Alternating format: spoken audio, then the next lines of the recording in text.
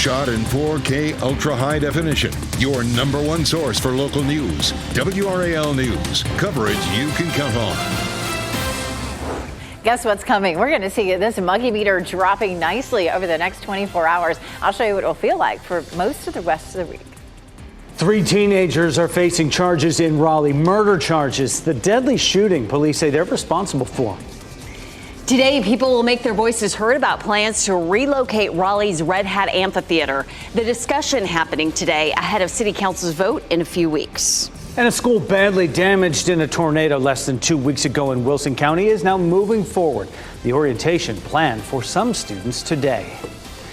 Just a week away from that school opening or so, 8 days or so. It'll be amazing to see it up and running. I'm Jeff Hogan.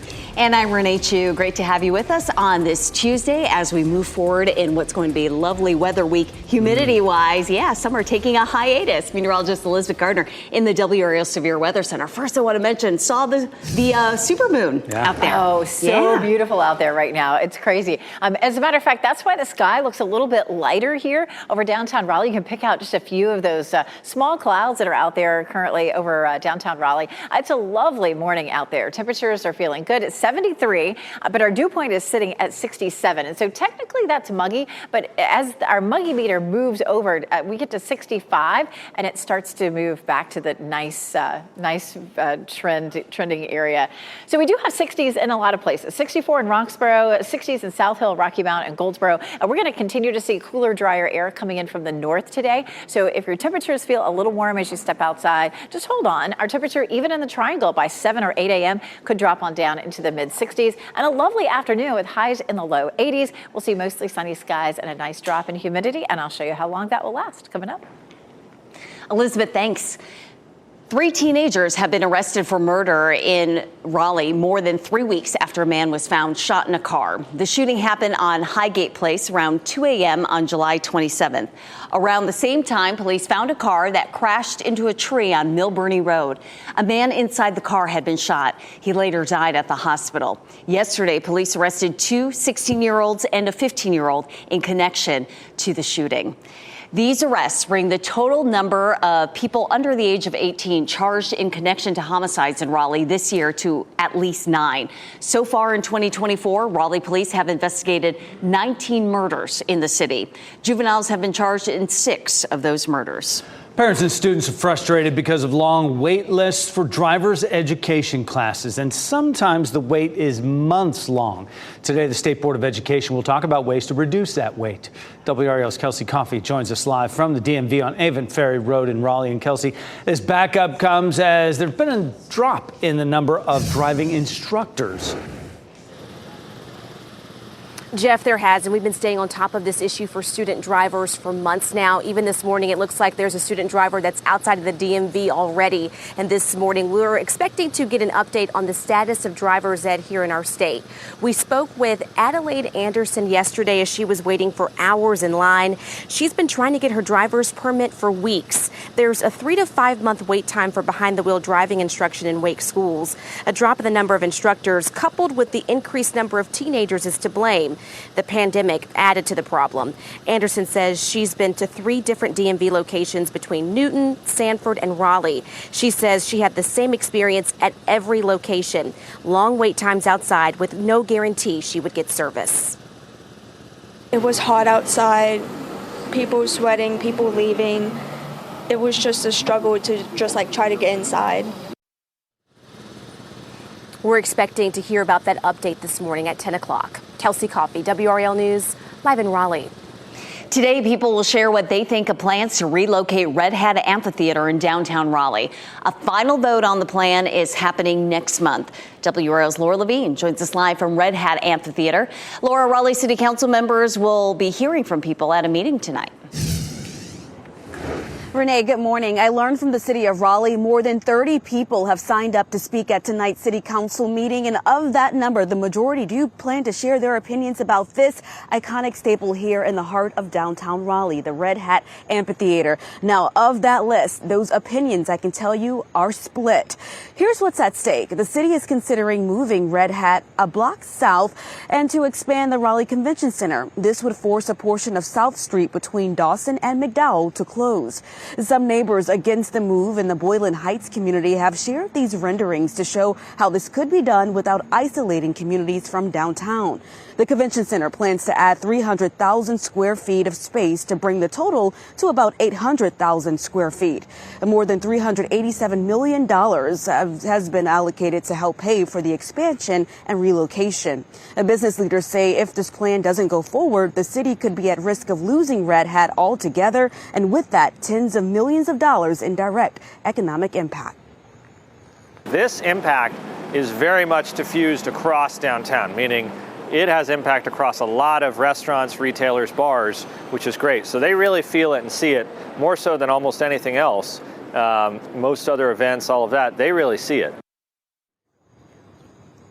So today, city leaders will discuss and have more conversations about the purchase of some land here that will help with the relocation as well as expansion. They will also discuss and set a public hearing scheduled for September 17th. Laura Levine, WRAL News. We're live in downtown Raleigh. The Democratic National Convention is heading into its second day, with the focus turning now to Vice President Kamala Harris and her running mate Tim Walz.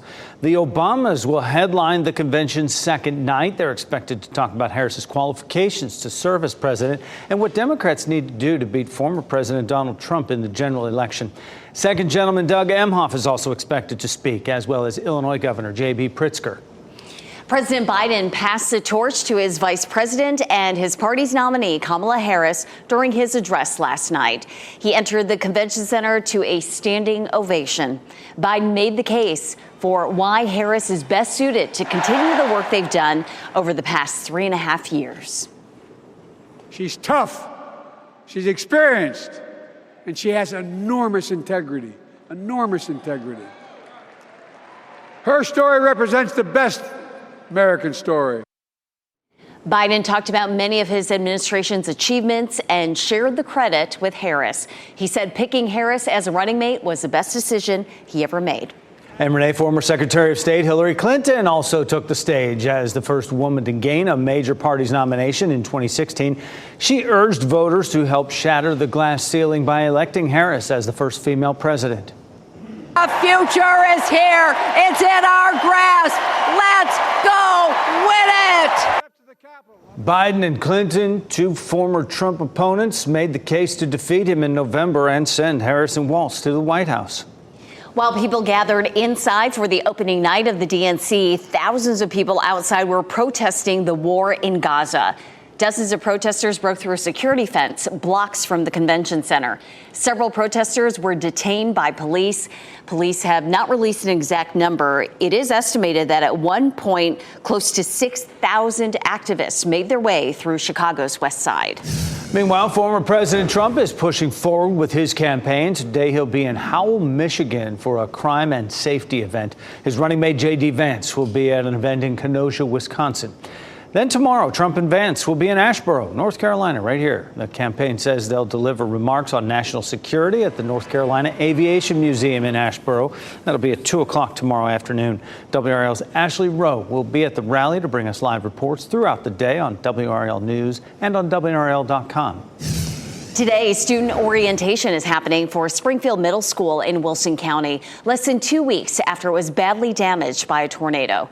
Families of 6th, 7th, and 8th graders will be at Lucama Middle School tonight for the orientation.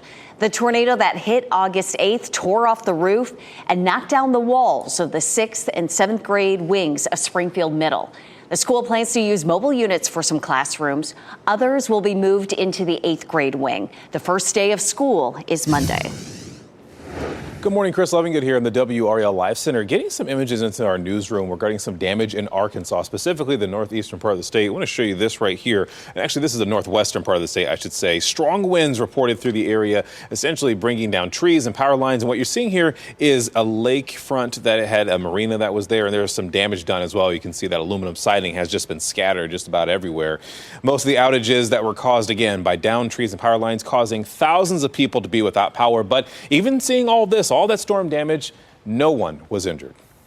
Chris, thanks. Secretary of State Antony Blinken will meet with leaders from Egypt and Qatar today as ceasefire talks move forward. Blinken announced yesterday Israel accepted a proposal to bridge differences, holding up a ceasefire and hostage release in Gaza. He says the next step is for Hamas to accept. Negotiators are still working on specific details on how an agreement would be implemented. Today, the State Board of Elections will decide whether voters will be able to use a digital ID from UNC Chapel Hill. It's the first time they've had to decide on next generation IDs. Probably won't be the last. We're talking about UNC's mobile form of its ID. Students can choose to download an app to let them use a digital ID on their phone. UNC's physical student ID card has already been approved for use as a voter ID. The meeting gets started at 12:30 this afternoon. The woman accused of helping a convicted murderer escape from custody could face more than 3 years in prison. Jacobia Crisp made her first court appearance yesterday in Orange County. She's accused of helping Ramon Alston escape last week while he is being transferred to a hospital for treatment. Crisp was assigned a public defender. Alston is now in the Granville Correctional Institution, which the state says is its most secure facility. He's not yet made his first appearance for escaping. Cleanup is happening in parts of Connecticut after historic flooding. The roads washed out there that could take weeks to repair. And it's not just us. People worldwide are enjoying this supermoon. Amazing pictures captured in Brazil and Australia. Let's give you a live look at Lewisburg, and you can see the dark skies a little brighter because of that supermoon. It's going to feel really nice the next few days with low humidity and temperatures in the low 80s. Meteorologist Elizabeth Gardner will tell us when it will start to feel like summer again. From the WRAL Severe Weather Center, North Carolina's most experienced team of meteorologists.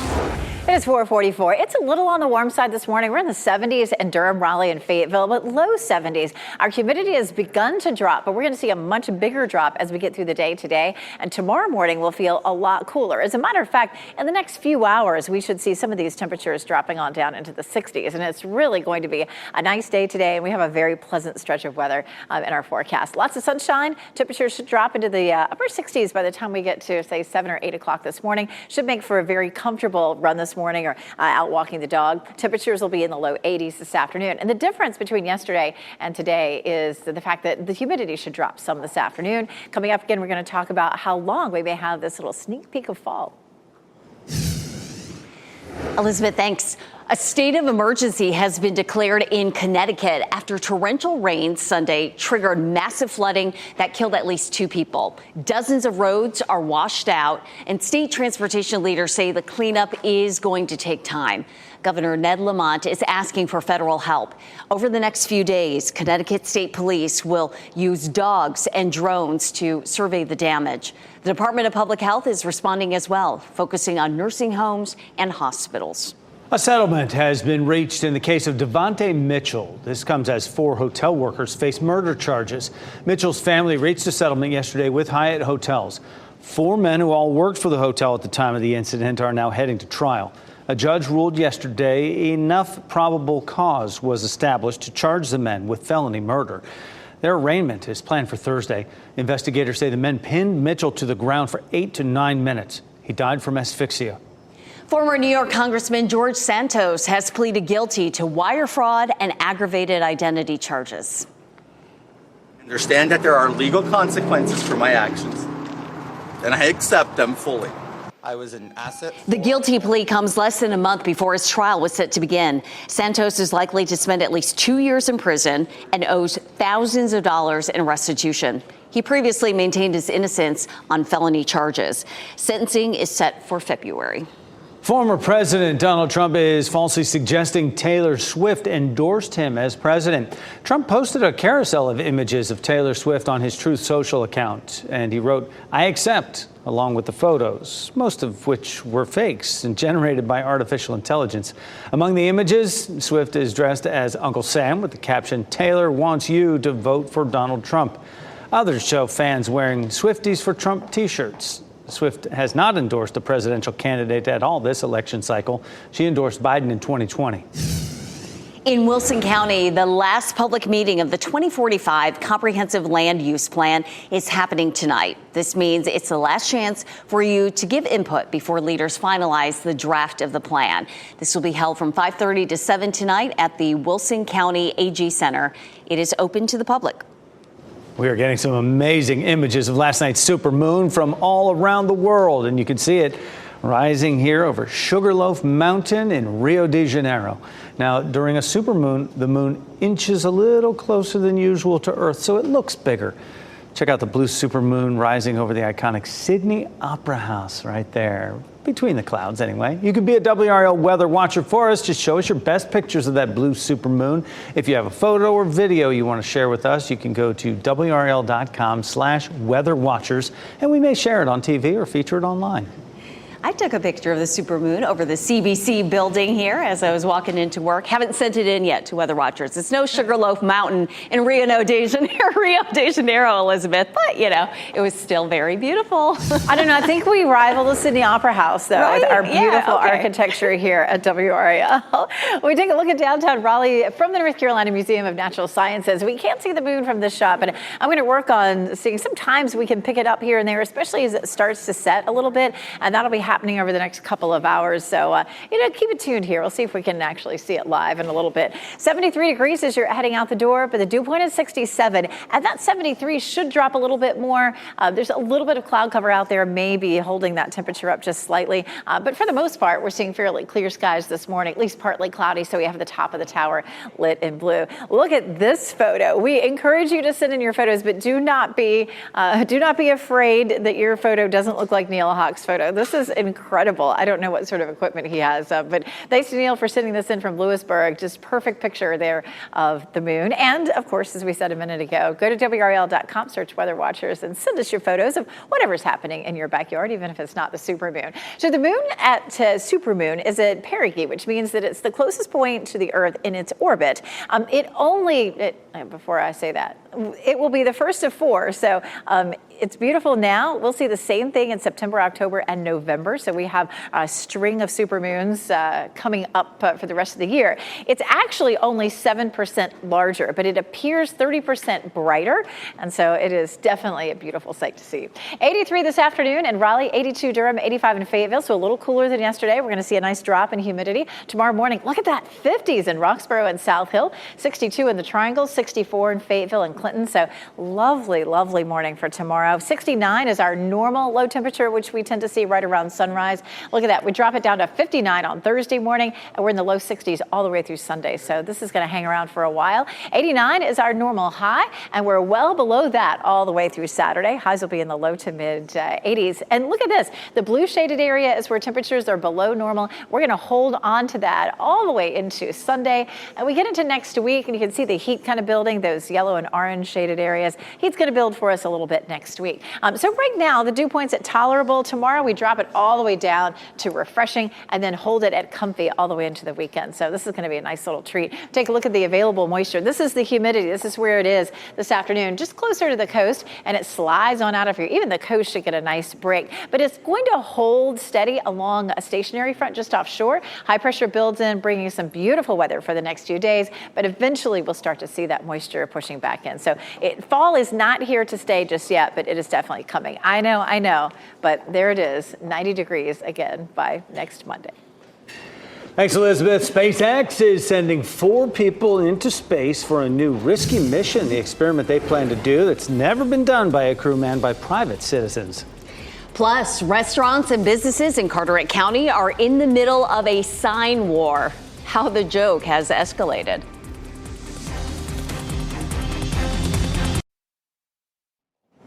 SpaceX is preparing for a new space mission. The 4-person private citizen crew includes a billionaire, a former Air Force pilot, and 2 SpaceX engineers. The group will spend 5 days aboard a SpaceX Crew Dragon capsule that will soar to altitudes higher than any human has traveled since NASA's Apollo program ended in the 70s. The mission, called Polaris Dawn, is slated to launch no earlier than August 26th. It's a risky one. The crew will open the hatch of their spacecraft, exposing themselves to the vacuum of space, marking the first time that's been attempted by non-government astronauts. Sounds like a movie. Jeff Goldblum, meantime, taking on a much more mythological role in his next performance. Rick Damigella has the details in the Hollywood Minute. Mortals, I made you, and this is how you repay me. Jeff Goldblum portrays the Greek god Zeus in the streaming series Chaos. The modern take on mythology finds the king of the gods worrying about a prophecy of his fall from power. Chaos reigns when the series debuts on Netflix August 29th. Thank you. More Netflix news as Millie Bobby Brown's book has been optioned by the streamer. Deadline reports the Stranger Things actress will adapt her World War II novel 19 Steps into a feature film.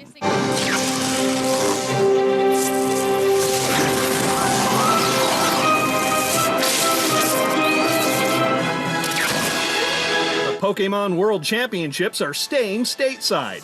This year's multi-game matchup took place in Honolulu over the weekend. The closing moments featured this trailer announcing the 2025 event will take place in Anaheim, California, with the 2026 showdown landing in San Francisco. Catching them all in Hollywood, I'm Rick Damigella.